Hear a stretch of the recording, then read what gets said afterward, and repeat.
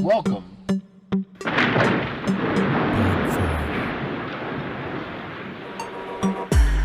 to Breaking Fears.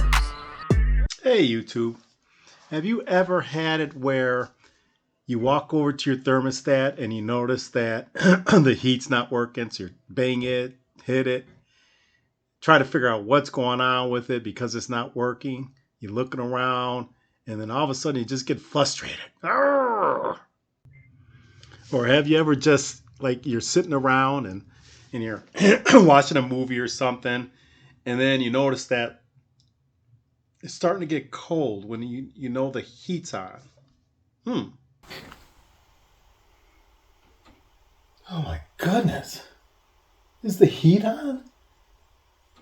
Oh my goodness, I hope it didn't shut down. It's even colder. What the hell? Well, welcome to another video. And this video is about having your furnace stop working and you're afraid you're going to freeze to death, or the repair cost is going to be outrageous, because we all know getting any maintenance done on your house when it comes down to the furnace or the plumbing or roofing, it costs a lot. So here's a little tip just for the furnace today. Okay, what you want to always do before you mess with your furnace is turn this switch. This is your furnace switch, which turns it off and on. What you want to always do is turn this off before you open any of these doors on your furnace. But what I'm doing today, I'm just going to show you how your furnace kind of functions here.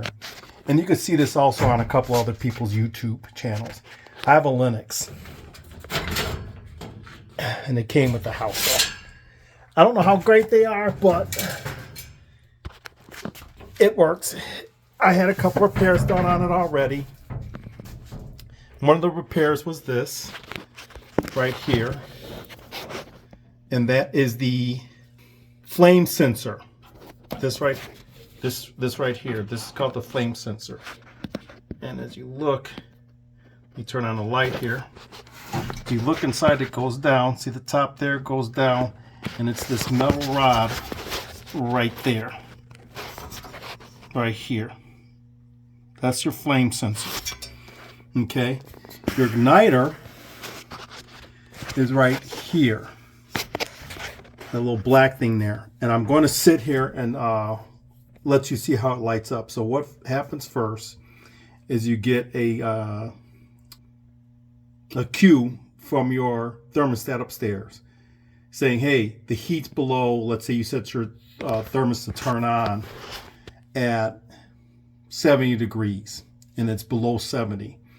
That sends a signal to your furnace, and this starts to kick in. First, this here, as you can see,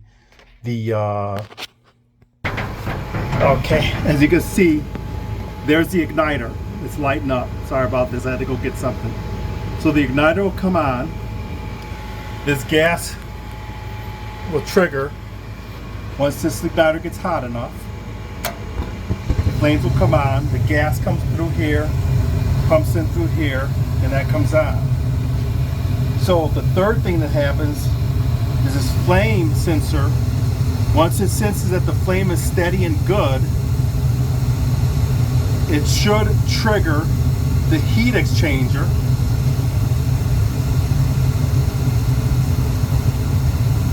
Oh, I'm sorry, not the heat exchanger. But once the heat exchanger gets hot enough, and that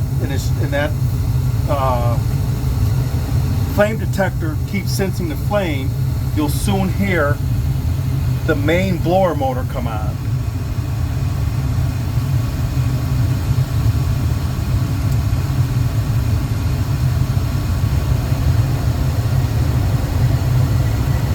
And there it goes. It's very silent, but it just came on. So the first thing that comes on is this draft inducer. This right here. This comes on. It starts getting air flowing in the system. then the igniter that you saw right there, that black knob there that was glowing earlier, will trigger. Once it gets hot enough, the gas will, this coupler will release the gas through the black pipe here that goes through, and it goes through these flutes. So you can see where the flame's coming out at. That'll ignite, or the gas will ignite, and you'll see the flame come on. After that, the flame sensor will detect that the heat is on, that the flame is on and going. If that does not sense a flame, this whole system will shut down. And it'll always shut down because it's not sensing that there's a flame going against it. It can't sense it. And then once it's all done, and the heat exchanger, which you can't see, but once the heat exchanger gets hot enough, then the main blower motor will come on and kick and push the hot air through the house. Okay, so your furnace is acting up and you don't know what to do. So let me show you something that started today on my furnace. So my issue today that I was having is with that the furnace kept igniting and then shutting off. It would ignite and then shut off. Now I had this happen to me in the past. I had called the furnace repairman. He came out, and what he did and what he told me next time this happens is to pull this out right here.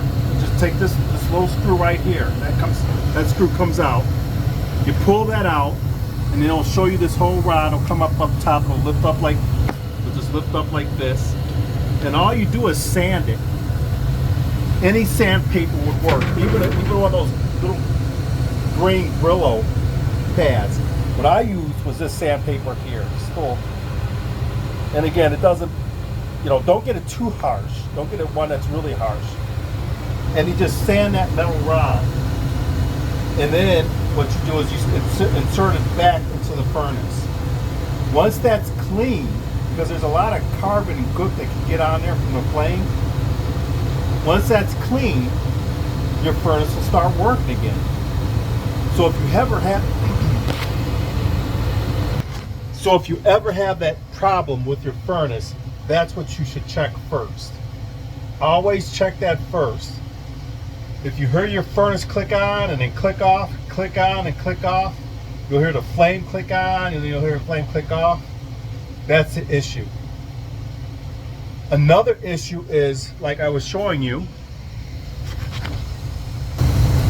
see that black? Again, that right there is the igniter, that black knob there where you saw that was glowing earlier. If that never glows, that's out. So you'll always hear your furnace come on, and it'll shut off. All you have to do is come down and see next time that it turns on. If that comes on, that's not the issue. It has to be the flame detector. I was looking at my little note here that I wrote. I'm not a heating and air conditioning guy. So again, this is just lessons learned. And like I told you, I'll tell you my lessons learned. These are just lessons learned that I had gotten, that I received from my furnace issues. And each time they came out, I think I paid maybe, the blower motor was under warranty. So hold on, let me change up here. Okay, I had to get back to my desk, and plus the furnace was kind of loud, and I figured it'd be better just to come back to my desk here and finish this out. So as I was saying, the first thing that failed on my furnace was actually it wasn't the blower motor. It was I'm trying to remember here everything that went wrong. It was as a matter of fact, it was that, I'm grabbing my notes here. It was the igniter. Or not the igniter, I'm sorry. It was a flame detecting system sensor. So I had a guy come out. He looked at it. He just cleaned it. And then he cleaned up my furnace and stuff. As you could saw, it was in the video, it was dusty in there. But he cleaned all that up and stuff. Made sure everything was cleaned. And then, of course, the furnace worked. Voila, right? Just that simple. All he did was take some sandpaper, sand it down, put it back in. Charged me $100. $100 for that. And I was sitting there thinking, I'm like, oh my gosh, I could have did that. Second time it went down, there was something wrong with the board. So thank God that it was under warranty still. So they replaced the board for free. That didn't cost me any. Well, it did cost me the labor. The board was covered, but not the labor. So that was like another 100. I think it was like $100, 150, about between there, for him to come out and do that. So then another time it went out, and I wasn't thinking at the time. Like I said, I tried to do my lessons learned, and every time it happened was like in the cold time. Well, of course, that's when you only time you use your furnace. But what I mean by cold, like today, it dropped down, icy weather, just cold, not freezing cold, but cold, enough to form ice.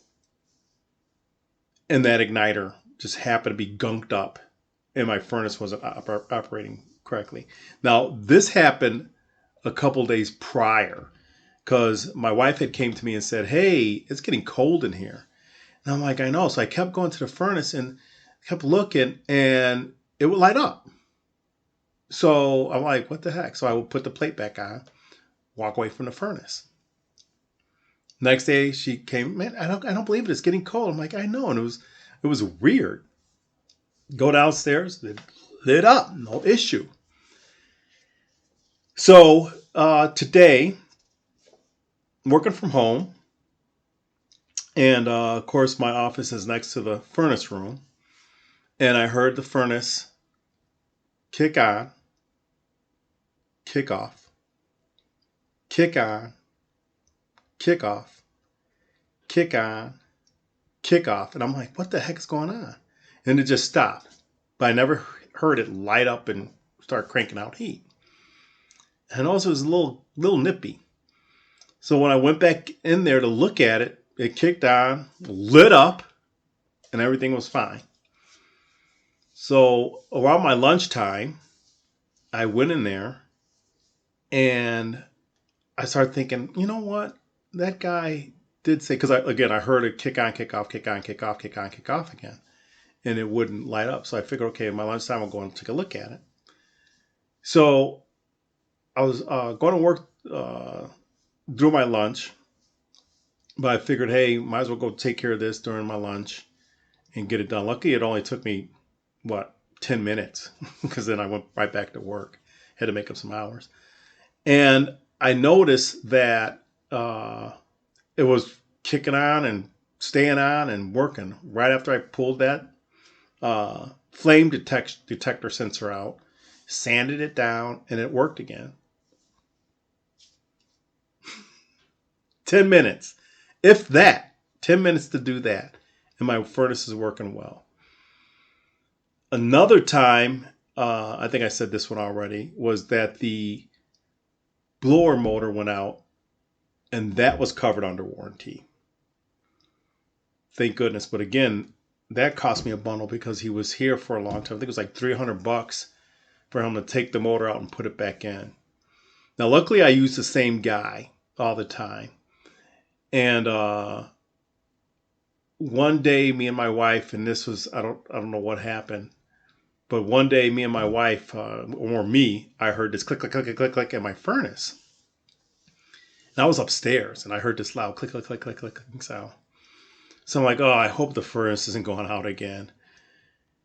So I go downstairs, and mind you, this furnace is about 18 years old at this point. 18 years old. Now, to be honest with you, furnaces have not really changed much. Only thing they've changed is probably how to reduce your energy costs. Mine isn't one of those big energy saving cost furnaces. I don't know if it really does reduce your gas bill. Those energy furnaces, I'm assuming that they're going to, because I know a lot of people are buying them. I don't know if anybody went on YouTube to evaluate what their bills used to be before they changed into these high efficiency furnaces or not. But if and when that ever happens that I do that and I'm still doing YouTube, I will do that comparison. But right now, again, as I was saying, there's not much to a furnace. It's the draft motor, the igniter, the flame sensor, the heat exchanger, and the blower motor. Those are and the circuit board. Those are the major things in a furnace. Once those are repaired or pulled out and replaced, you got a brand new furnace. And these things can go for years, as long as you keep them maintained. You keep, the repairs up on them. They could go for years. And I believe that's probably why it costs so much for somebody to come out and repair them, because they know they're probably not going to be coming back for another 10 to 15 years to replace whatever they just put in there. So my little helpful tip today to help save you money as well as to reduce your fears is, like I said before, they're easy things to do. They're not hard. They're usually right in the open. Every furnace that I've seen, that igniter is right there near the blowers. Some you do have to take the blowers out. Some you do not have to. When the guy came to repair mine, he did take the not the blowers, but the tubes where the gas goes in and the flame pops out. He took those out, and I'm not sure what you call that. I can look them up, and I'll look it up and put the text in here. But he took that out, and then it was like right there. That flame thing was right there. The not the flame thing, but the igniter. The igniter was right there, and he just took that out, replaced it with the new one, and my furnace was up and going. The blower motor, same thing. He took the bottom out, and it was real quick. Well, I'm not going to say it was real quick because I think he was here for a little bit over an hour. But when he pulled that out and then putting it back in was really fast. It was pulling it out that took the longest. So it's like anything when you're repairing something. Taking it out is usually always the longest. Maybe it's because the bolts are really tight in there or whatever it may be. But putting it in is usually really fast, easy, and quick. I don't get it. But anyway, those are the things that I would check before you call your furnace repairman. Check that flame detector that I showed you, the flame detection sensor. Pull it out, sand it down, replace it, and see if your furnace lights up. And again, that's only if you hear your furnace click on, click off, click on, and you see that the flame is going and is shutting off. It's usually that flame sensor. If you do not see a flame come on and your furnace just kicks on and it turns off, then it kicks on and turns off, but you do not see a flame coming out, that definitely is the igniter. You have to change out that igniter. It's gone. Those are the two things that usually shut it down. Now, if nothing comes on, nothing's being triggered, it could be something with the board. Let's put it this way. If you just hear, that's your board. That could be your board. That definitely could be your board. And or something on the board. But anyway, the two easiest things, like I said, is the flame detection sensor and the igniter. Check those two things first before you call your furnace repairman. They're easy fixes, real easy. If you do not feel like doing that, and you're still afraid to do it, you'll have to spend the money and call somebody to come and do it. Main key that I stress, and I'll repeat this several times: turn your furnace off. You saw the light switch that's on the side of my furnace. Usually every furnace have that. It's pretty much a code that you have to have it on. That switch should be on your furnace, somewhere real close to your furnace. Shut that off before you do any repairs on your furnace. You don't want that thing clicking on and all of a sudden a spark comes in and you get torched or whatever happens. Turn it off so nothing comes on. You don't even want to touch the board where it'll get shorted because there's power on there. Now you have to get the board and this little flame detection sensor that costs $6 or $7. You don't want to have to replace that plus the board. So I hope you learned something. I hope I gave you some wisdom here. And again, I just want to say thank you for watching. I hope you have a great day. I hope you kept warm for those that are in cold climate states. And with that, thank you for watching. See ya.